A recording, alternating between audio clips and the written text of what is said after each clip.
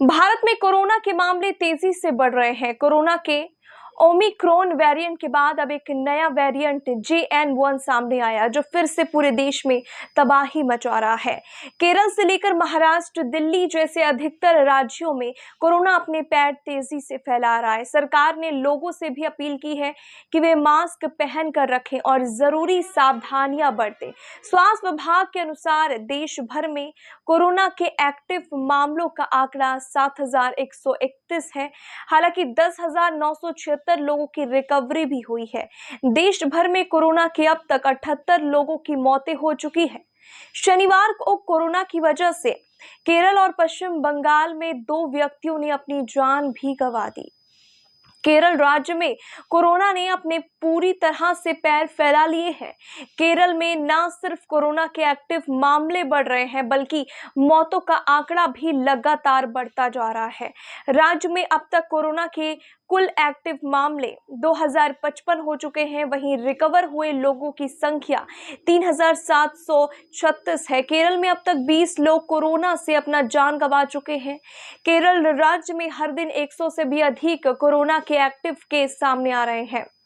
गुजरात की बात करें तो केरल के बाद ये दूसरे नंबर पर है, जहां कोरोना के एक्टिव मामले सबसे ज्यादा अधिक है।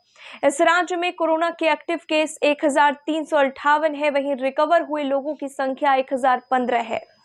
यहाँ पर कोरोना से अब तक कुल 2 लोगों की मौतें हो चुकी है। गुजरात में एक दिन में 70 से अधिक एक्टिव मामले सामने आए हैं। भारत में अभी भी ऐसे 2 राज्य हैं जहां कोरोना के एक भी एक्टिव केस नहीं है। हालांकि इन राज्यों में कोरोना पहले ही दस्तक दे चुका है।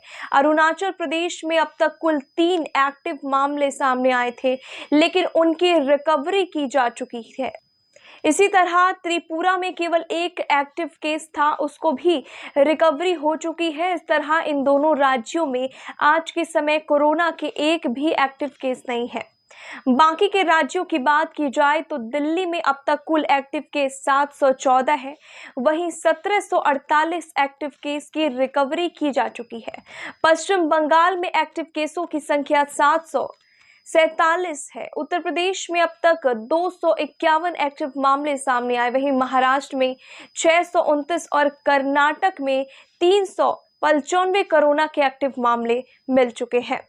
पंजाब में अभी तक कोरोना के कुल 29 एक्टिव मामले सामने आए। देश भर में कोरोना के बढ़ते मामलों को देखकर पंजाब सरकार ने एक एडवाइजरी जारी की। सरकार ने लोगों से अपील की और कहा कि भीड़-भाड़ वाले इलाकों में जाने से पहले मास्क पहनना अनिवार्य है।